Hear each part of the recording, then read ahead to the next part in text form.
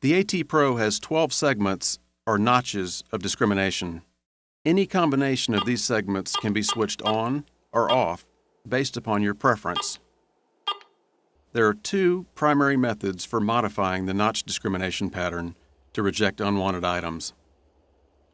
The first method is to use the Notch Discrim and LM buttons to manually modify the lower scale's notch discrimination pattern. Use the plus or minus Notch Discrim buttons to move the target ID cursor to the left or right. Next, press the LM button to activate or eliminate the pixel located on the lower scale, directly below the target ID cursor. The second method of modifying the notch discrimination pattern involves the use of only the LM push button. When an unwanted target is audibly detected while hunting,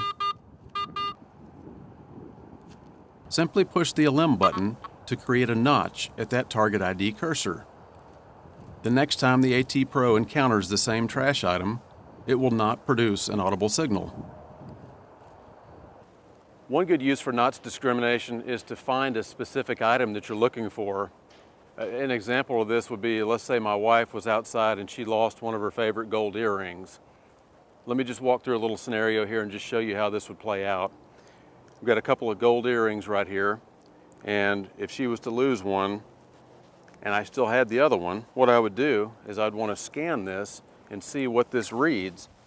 So I'll just set it on the ground right there and I'll go over it.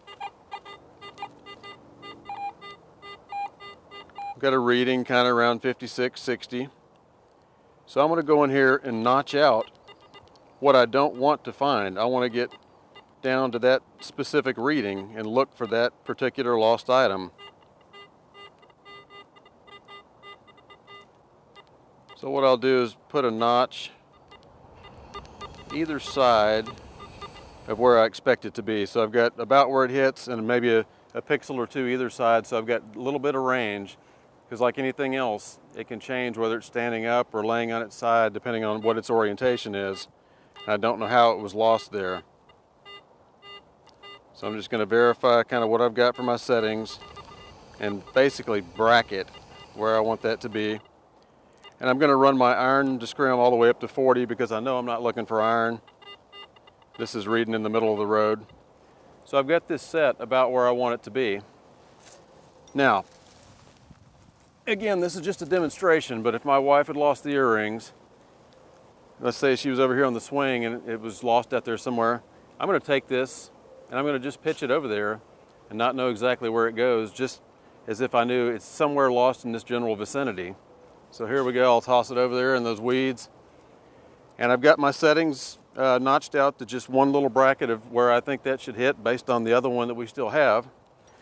And I'm going to go in search of the lost earring using this notch discrimination. And you would probably work some kind of a pattern through here, go back and forth and crisscross the area really well.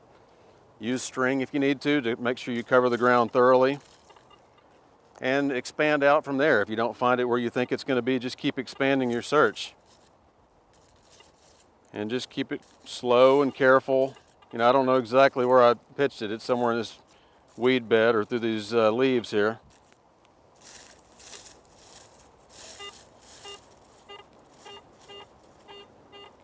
And there we go, I've got something that's hitting right there in the high 50s, just like the other one did. And right off the end of this coil tip, there's my earring. So we've done this little demonstration here using notch discrimination to find a specific target. We knew what it was, we knew a very tight range of where it fell.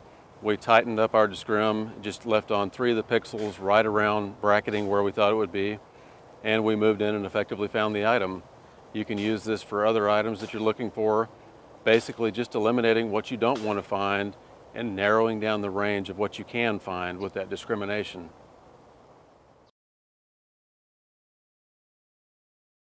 The AT Pro also features a high-resolution iron discrimination adjustment. This level can be adjusted from 0, no iron discrimination, to 40, maximum iron discrimination. Use the plus or minus iron disc buttons to adjust the iron discrimination up or down. The small two-digit number above the words Iron Disc on the LCD indicates the current setting. One of the more important features on the AT Pro is its high-resolution iron discrimination. This is important out in the field when you encounter what's called target masking or iron masking, and that's essentially where you've got a good target that might be covered up or lying amongst a bunch of iron. So what you want to do is set the right amount of iron discrimination without setting too much. To demonstrate this, I've got a couple of targets. I've got a rusty iron square nail, and I've got this little pewter military button. Right now, my detector is in Pro Zero mode, and I've got an iron discrim setting of 20. So if I scan this nail, it's coming in 24, 26 in some cases, so I don't have enough to get rid of this. Now, my button target, nice and clean, it's reading about a 46, 47, so no problem. But yet I don't want to keep digging these iron square nails. So I'm going to run up my iron discrim a little bit higher. In this case, I've got it up to about 28 or so, and I pretty much lost the target. Now that's good. What I want to demonstrate though is if you put in too much iron discrim, so if I say I'd run it all the way up to 40 to maximum iron discrim, I've clearly gotten rid of that target, but if I had this button lying amongst iron, I'll demonstrate that by putting the button behind the nail and scanning it. Together, I'm really not picking up that target, so I've effectively masked out that good target by getting rid of the iron by using too much iron discrim, by going all the way to 40. So the trick to this, again, is to use just what you need. So I'm going to back it down. We were reading it maybe as high as 26, 27. So I'll run the iron back down to about 26 and try to scan it again. It's pretty well gone, maybe an occasional click or pop, but for the most part, it's gone. So now with just enough iron discrim set, if I put this button back underneath it again to simulate a button lying amongst iron, I'm still picking up a tone. I'm getting a target. Now it's reading in the 30s, and that's because of this iron masking that's going on. But I know that having gotten rid of that target in the 20s, something better than that is lying amongst the iron. So that's the trick, to still pick up a good sound, even in the worst of iron situations, by using only as much discrim as you need. That's the value of high-resolution iron discrim on the AT Pro.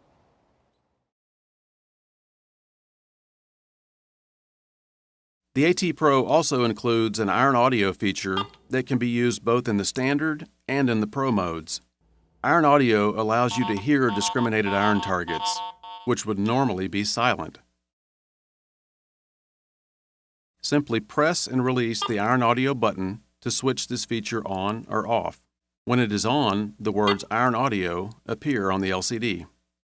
The low tone for iron is normally heard for any target whose target ID value is below 35. When iron discrimination is used, all targets below the setting, in this case 20, are silent. Only targets between 20 and 35 will produce the low tone for iron.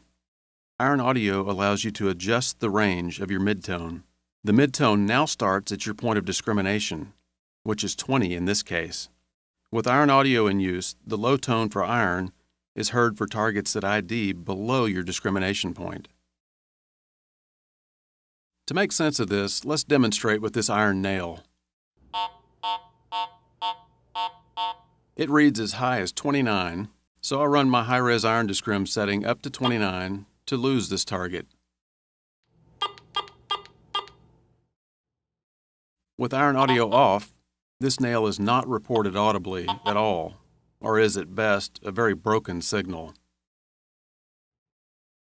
When I turn on Iron Audio, everything below my setting of 29 is a low tone, so this discriminated iron sounds off loud and clear.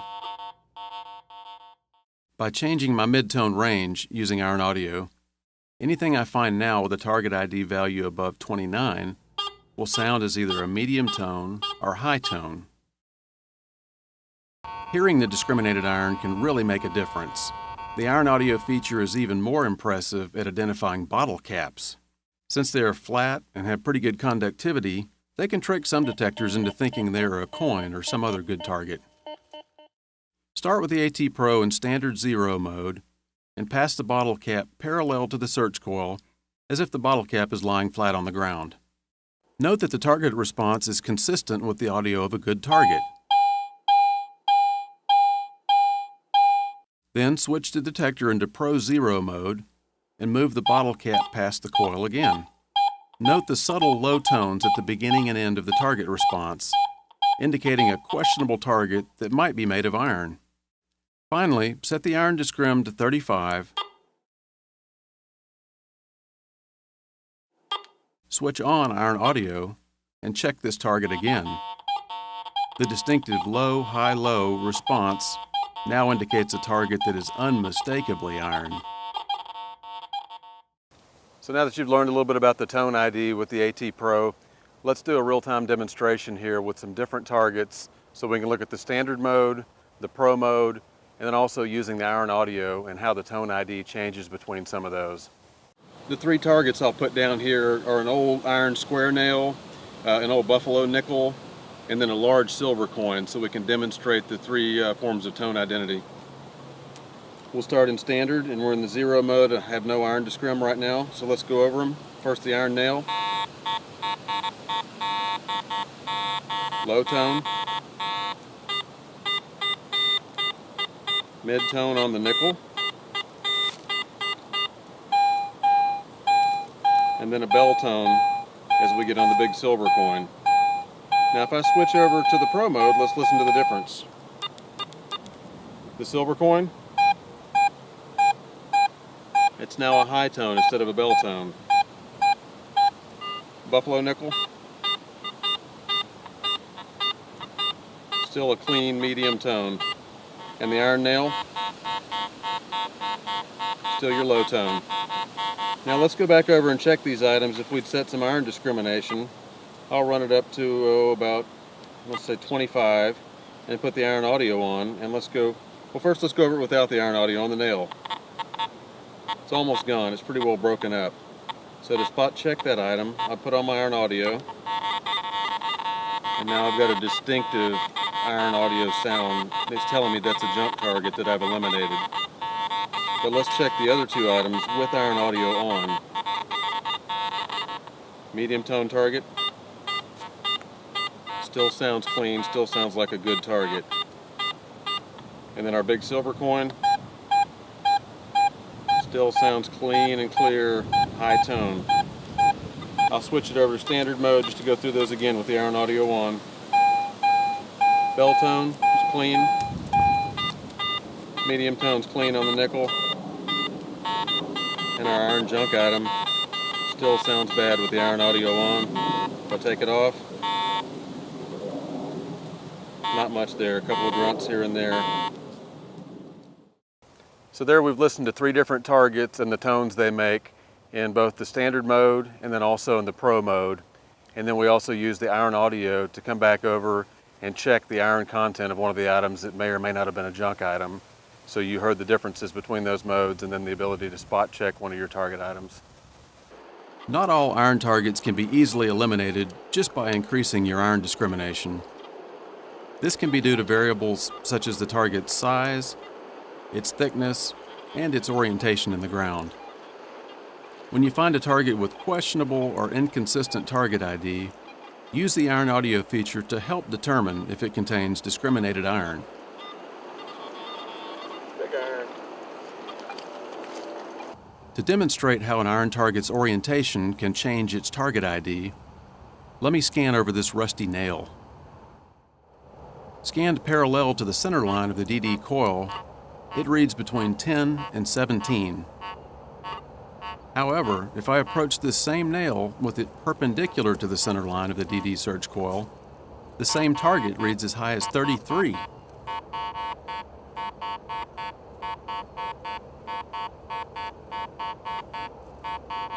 To avoid digging such an item, I have two choices. First, I can further increase my Iron Discrim to eliminate or mostly eliminate this target from all directions.